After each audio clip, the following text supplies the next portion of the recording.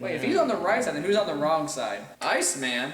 I thought he was an X-Man. Did you know that Marvel writes their civilians like assholes? Wait.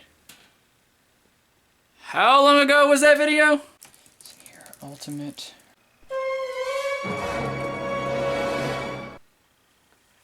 I am the worst video maker ever!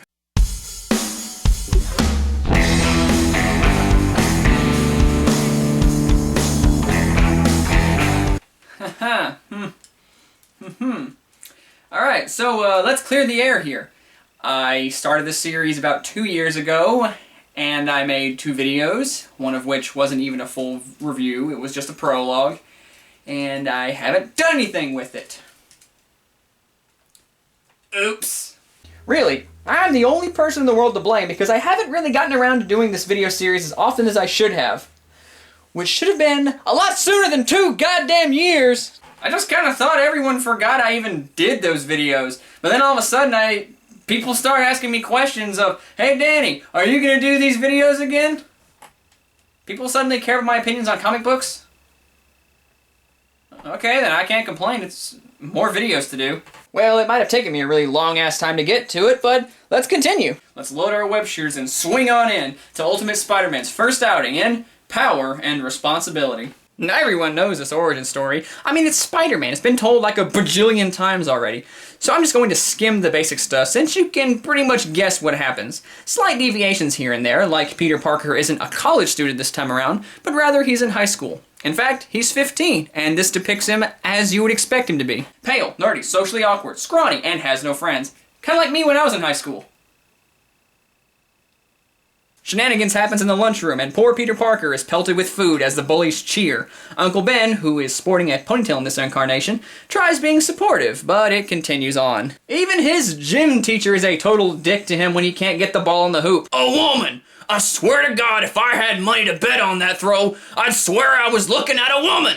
Does this actually happen? Is this a common occurrence back then and today? Because I sucked at sports in school, but my coach never yelled at me over it. You know what, screw it. I'm gonna become a PE teacher, and that's not gonna happen on my watch. Uncle Ben is trying to be supportive of Peter, who's giving off this just part of the day vibes whenever people lay the smack talk into him. We get a lot of stuff about Harry Osborn, Peter Parker's best friend, and his strained relationship with his dad, Norman Osborn. It pretty much goes into the detail you'd expect it to be. Harry wants Dot Dot to notice him, but much like Magneto, Norman doesn't give a shit about his son. Magneto runs a country better than he can run his own family. The next day, Peter's class goes on a field trip to, where else? Oscorp, the company that Norman Osborn owns and the place where the radioactive spider is being made. So Peter's walking along, no trouble going on, and holy shit! He gets bit by the spider on his hand and blood just starts pouring out of it. Okay, this page bothers me, and I want you to look at it in the exact same way it's presented in the book. Okay, so we have exterior shots, shots of the class, Peter's walking, hand on rail, and all of a sudden, BAM! Bit by a hand-sized spider. He was in the middle of a crowd of students, teachers, and scientists. How did nobody miss a spider this freaking big, black, with 2 yellow rings on its back, crawling on a rail?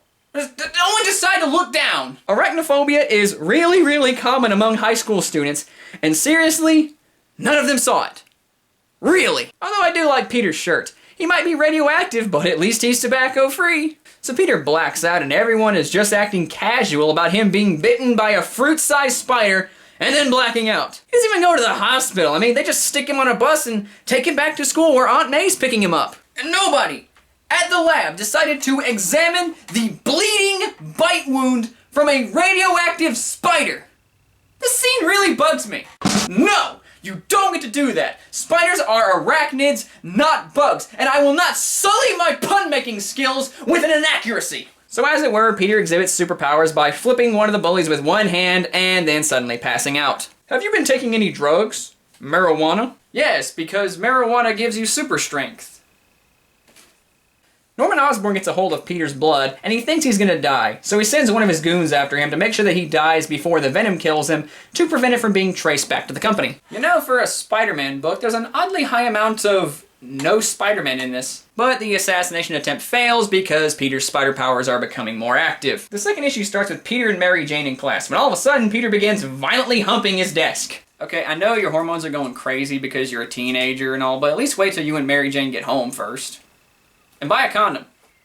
The last thing you need is to both be radioactive and be a teen dad. But seriously, look at this page. What are we supposed to infer? That Peter Parker is a desk humper? Take it! Take it, you wooden whore! The next day, Peter gets into a fight with Flash Thompson over Mary Jane and accidentally breaks the dude's hand. Sadly, however, this event puts Peter's household on the brink of financial ruin because the Thompsons' parents are threatening to sue if they don't pay the hospital bill of $2,500. And they don't have health insurance?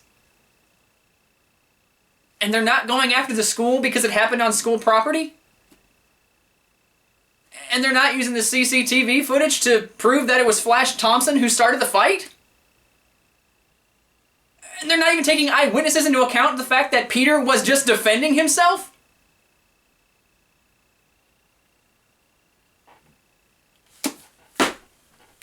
The next day, Peter goes to Oscorp and has his blood taken by Dr. Octavius against his will, and he runs away.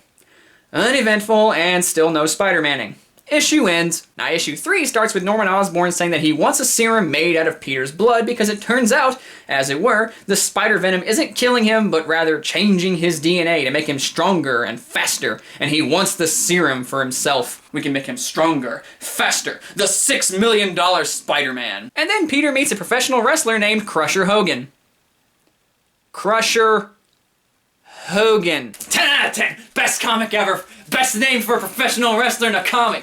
Yeah. He even has the letters CH branded on his forehead. I wonder if he works for College Humor. Peter fashions a costume and beats the man in a contest for $500. He anonymously mails it to his aunt and uncle to help pay off their debt. Finally, some Spider-Man action! And it only lasted 1 page. And now we're back to talkie scenes. Ultimate Spider-Man! Woo! Actually, we get less talkie scenes because Peter becomes a basketball star for a page, wowing the crowd and winning the game by a landslide. Can we please have some Spider-Man in this? He keeps wrestling, earning more cash for his aunt and the surprisingly bulletproof Uncle Ben. Normally, he's dead by now, but nope. He's sticking around for a bit. The wrestling promoter gives him his costume, and he's finally looking like Spider-Man should look. Which is great, because despite the impression that I'm giving, all of this happens really, really slowly. So we're finally getting somewhere. Yay! The issue ends with Norman Osborn injecting himself with the serum made from Peter's blood. And issue 4 begins with chaos as Norman went completely apeshit, destroying his lab and killing some of his scientists. Although I gotta wonder what they were expecting whenever Norman Osborn said, "Inject me with the radioactive mutant spider blood." A cure for ADHD? Peter's still wrestling, but a mishap happens when some receipts go missing, and he's chased out of the building because he's the only one there who has never shown his identity. He comes across a thief stealing from a deli, and, well, he doesn't stop him. Surely this won't result in the tragic death of a loved one or anything. Peter runs out after an argument with Aunt May and Uncle Ben. He's having a really bad day today, isn't he? He winds up at the bully from earlier's house to stay the night, but there's a party going on and Mary Jane's drunk friend Liz is trying to get some spider webbing, if you know what I mean. Spider-Man, Spider-Man, radioactive, lesbian. I don't even know what I'm doing anymore. I'm just so bored I'm saying nonsensical shit. Uncle Ben breaks up the party and we get a scene that I honestly really like. It's the great power comes great responsibility scene that every Spider-Man story has. But I like how this one was handled.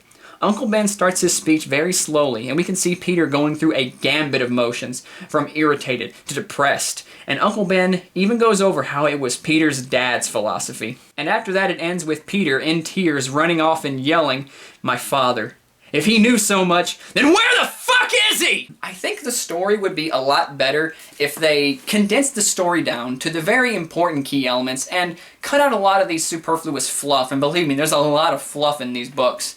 Because if they just nailed the really emotional moments and the important moments of Peter dealing with his new powers and his new responsibilities as such, then the book wouldn't be bogged down by such a really, really boring pace. I mean, Uncle Ben is a really, really pleasant character. I really like his character. I like how supportive he's being. And even after this happens, he still trusts Peter to go off and do the right thing.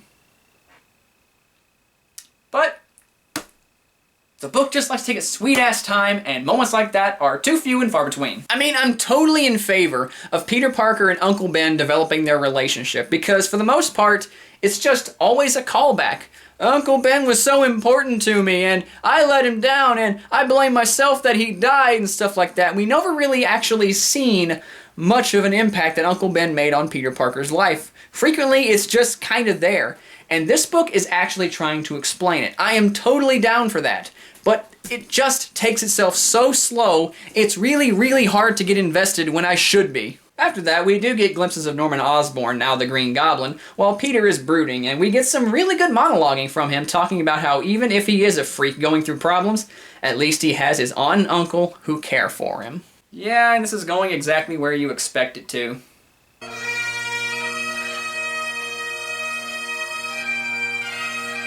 The issue ends with Peter going home and there being a ton of police officers at his house. The next issue begins with Harry waking up and his father going crazy, destroying things and even killing his mom before escaping. Question: how the heck did Peter Parker's radioactive spider venom blood turn Norman Osborn into an 8-foot-tall goblin who can throw fireballs?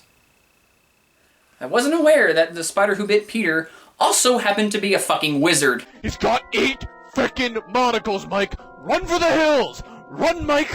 Run for the hills! Okay, in fairness, we get another really good scene where Aunt May is recounting to the officers what happened to Uncle Ben.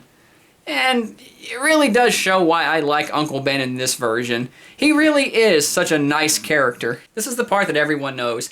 Peter runs off, finds the perp, beats him up, and it turns out it was the guy they failed to stop earlier, and only now does he understand the true meaning of great power and responsibility. Mary Jane comforts Peter as issue 5 comes to a close. The 6th book shows us a flash of everyone's favorite Spidey fan, J. Jonah Jameson, while Peter is designing his trademark web shooters and dancing in his underwear. I guess he likes that old-timey rock and roll. But when he gets to school, the Green Goblin attacks it, and we get what I've been really, really wanting this comic to do instead of 95% talking.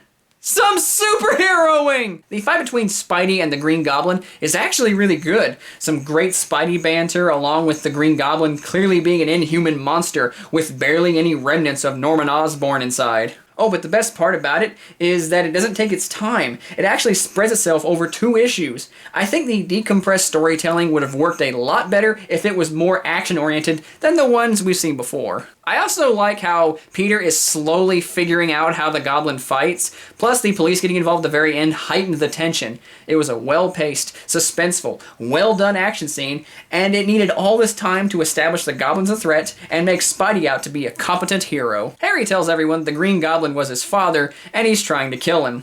Everything ends pretty happily as we see bubbles coming out of the water where the Goblin fell. Okay, so despite the excellent fight at the end of it, I think it's pretty obvious that overall I don't care for this book. To me, it's just so slow, and it takes itself so long to actually get anywhere. Spider-Man doesn't really do any Spider-Man action stuff until halfway through the book, and even then he doesn't go full-on web-slinger until the last issues. I mean, I guess the last issues are trying to make up for how boring and slow the first 5 were, but to me, too little too late. Also, this book does one thing that got obnoxious really fast. It's this really weird close-up thing they do. In every issue, there were these really uncomfortable close-ups for seemingly no reason, like, can Uncle Ben have a slice of banana bread? That totally called for a pause and a dramatic close-up. I mean, maybe it was a stylistic choice, but to me, whenever I started noticing it, it just got really old really fast. And on top of that, despite having 7 issues, what all actually happened in this book? Peter got bit by a spider, Uncle Ben died, he wrestled, and fought the Green Goblin. And I mean, compare that to 2 years ago when I talked about Ultimate X-Men's first outing and how much they accomplished in 6 issues. They started their team, added a wild card, established their primary antagonists, saved the president's daughter, met the president, and thwarted a human apocalypse by giant robots. And on top of that, every issue had plenty of action, plenty of character, was fun, moved at a great pace, and it all had a very satisfying ending. The book just slugs forward at an ungodly slow pace until the very end, which, as good as the fight is, it almost comes straight out of nowhere. It's like someone tapped writer Brian Michael Bendis on the shoulder and said, "Hey, you know, this is a superhero book. You should really have them do something." Now, I wouldn't be surprised if there are people out there who like this book, because it does do a few things pretty well.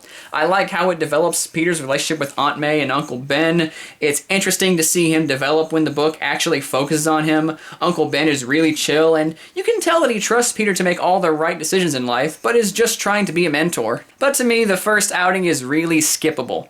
It's not that good of a story, the art is just okay, and it retreads ground.